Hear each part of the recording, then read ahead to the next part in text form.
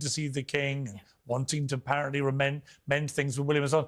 I'm just cynical about it. I think you totally misread Harry. He was a man in pain, hugely angry. He blitzed his way out of the family. He was galvanised by the support of this woman he simply couldn't get enough of, who emboldened him. We know he loves his dad. What's sad to me is actually that right now, as we speak, somewhere beyond the west of London, there are two brothers, like repelling magnets, almost within a mile of each other, resolutely steadfast in their refusal to give. And actually, it's going to land eventually on William. The king will forgive Harry. I don't think William will ever forgive him. Well, somebody said to me, not until he ditches Meghan, but actually, which was the cynic, because I think Harry and Meghan's relationship's pretty tight. Well, they're kind of tied together. I mean, I think what's interesting, Katie, I found the Paul Burrell book revelations fascinating the last 3 days. I don't know if you've read them, but some really extraordinary new details, which he now feels able to share. Let's read this, because it kind of goes to what you're talking about, this rage that Harry feels.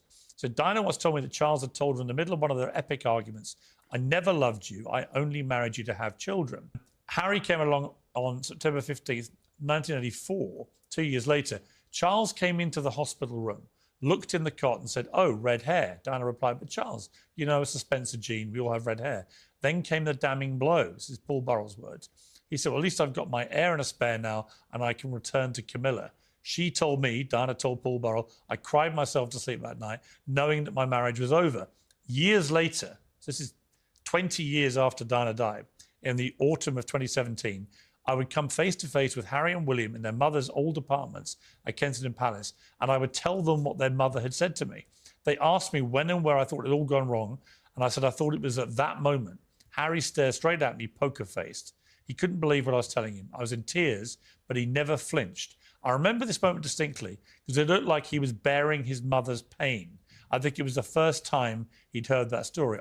To Meghan, I think that powered him. It put fuel in his tanks to go forward with everything he felt. It may have contributed to what happened afterwards, and probably the reason he called his book Spare.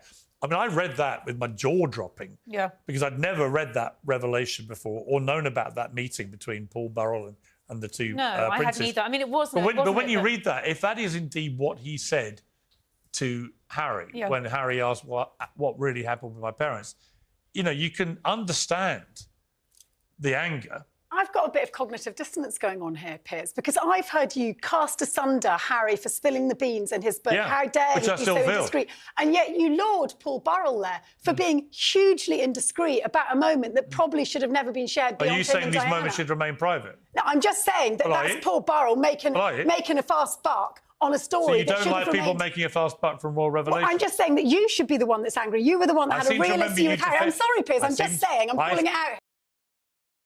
The latest twist in the royal saga has shaken even the most jaded commentators, as a voice that once led the chorus of condemnation has admitted something few ever expected to hear. Piers Morgan, who built a reputation as one of the fiercest critics of Prince Harry and Meghan Markle, publicly conceded that Harry's anger at the royal family may not just be understandable, but justified. This admission sent a ripple through the royal commentary space, forcing even staunch defenders of the monarchy to pause and reconsider what pushed Harry so far that leaving the only life he had ever known became his only option. If Morgan's acknowledgement was surprising, what came next was explosive historian and royal expert Tessa Dunlop declared that William would never truly forgive his brother unless Harry abandoned Meghan altogether. That single statement reignited the question of whether Meghan was ever the real cause of the rift between the brothers or simply a scapegoat for wounds that had been festering for years. Harry's story cannot be understood without going back to the childhood that shaped him. He was only 12 years old when the world watched him walk behind his mother's coffin, a boy who had already endured years of emotional neglect. His pain did not begin with Meghan. It began with a father who, according to reports, cruelly remarked after Harry's birth that he now had an heir and a spare and could return to the woman he truly loved. That comment, which shattered Diana's heart and spirit, was something Harry only learned about years later, when Diana's former butler Paul Burrell allegedly shared the story with him and William. For Harry, that knowledge confirmed the worst, that he had been seen not as a beloved son, but as a backup plan. The emotional weight of that revelation became the foundation of his memoir Spare, a title that was more than clever branding. It was a declaration of how he had been treated his entire life. Where Harry became disillusioned with the institution, William allowed himself to be shaped by it. He accepted the protection of the palace machine, which carefully guarded his reputation, and buried embarrassing stories in exchange for his compliance. That choice widened the distance between the brothers long before Meghan entered the picture. From the earliest days of Harry's relationship with Meghan, William reportedly urged him to slow down and even suggested she was not fit for marriage but only for a fling. Whether that was meant as brotherly advice or as a reflection of a deeply ingrained institutional fear of independent women, the message was unmistakable. Meghan was never going to be fully accepted. That rejection, both overt and subtle, culminated in a confrontation between the brothers that turned physical. According to Harry's own account, William grabbed him and knocked him to the floor during a heated argument over Meghan. That moment symbolized something far larger than sibling rivalry. It was the institution itself, embodied in the air, trying to intimidate the spare back into line. It became the moment Harry realized there could be no compromise that involved sacrificing his wife's dignity. The demand that he abandon Meghan as a condition for reconciliation is not a request for peace but an attempt to erase the very woman who gave him the courage to finally speak. Camilla's presence looms large over this drama. Her public rehabilitation required a full rewriting of history, and in that rewriting, scapegoats had to be offered to the press. Harry has accused her of trading private details to journalists to improve her image, saying she left bodies in the street on her way to acceptance. If true, this means Charles allowed his second wife's PR campaign to come at the expense of his own son's reputation, sacrificing Harry to the media wolves so Camilla could stand beside him without public outrage. It is no wonder that Harry's rage runs so deep. Not only did he lose his mother, but he has had to watch her rival be elevated while his own pain was mocked or dismissed. Meghan's refusal to bend to the monarchy's silent code made her an even bigger target. She asked questions, she challenged hierarchies, and she refused to quietly absorb the abuse directed her way. For an institution that thrives on control, she was a nightmare. The narrative that Meghan single-handedly caused the rift persists because it is convenient. It allows the palace and the press to ignore the uncomfortable truth that the brothers' relationship had been strained for years, long before Meghan arrived. Blaming her keeps the focus off the system itself, which has always relied on sacrificing those lower in the line of succession to shield the heir and the crown. This is why Morgan's admission carries such weight. For years he mocked Harry's pain, dismissed his claims as whining, and portrayed him as ungrateful. For him to now concede that Harry's anger might be grounded in reality forces a wider reckoning. It means even those who built careers out of vilifying Harry must recognize that his grievances cannot be brushed aside as petulance. His pain is not a PR stunt, it is the result of a lifetime of being used as a buffer for the monarchy's survival. The royal family has survived crisis after crisis by betting on the public's short attention span. But Harry's departure is not just another scandal.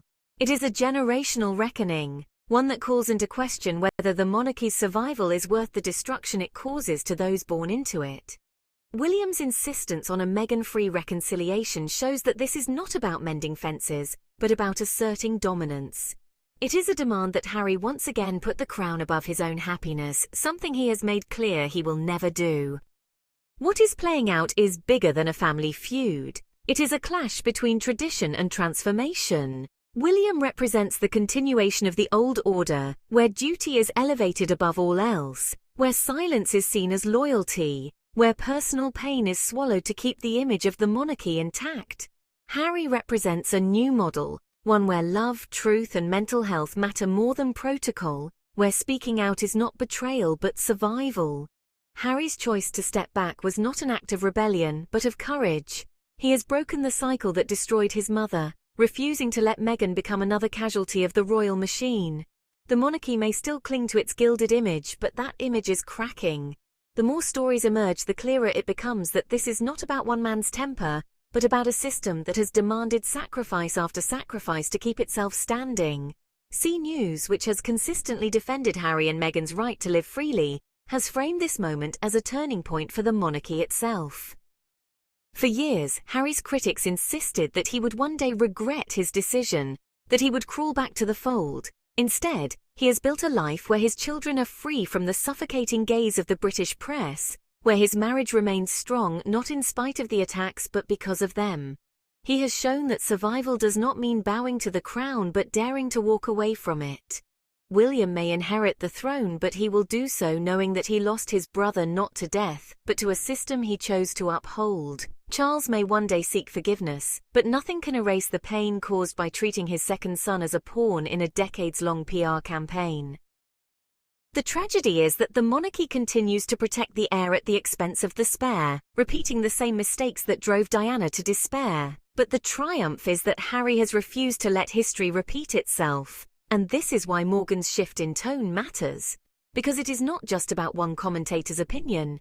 It is about a wider awakening that the pain Harry has spoken about for years was never fabricated. His anger was never irrational. It was a warning that the system is broken. The crown may glitter, but its cost has been blood, tears, and broken families. Harry's story, now told in full, cannot be silenced, no matter how much the palace wishes it could. In the end, Harry may never be king, but he has done something far more revolutionary than wearing a crown. He has chosen love over fear, truth over silence, and freedom over duty.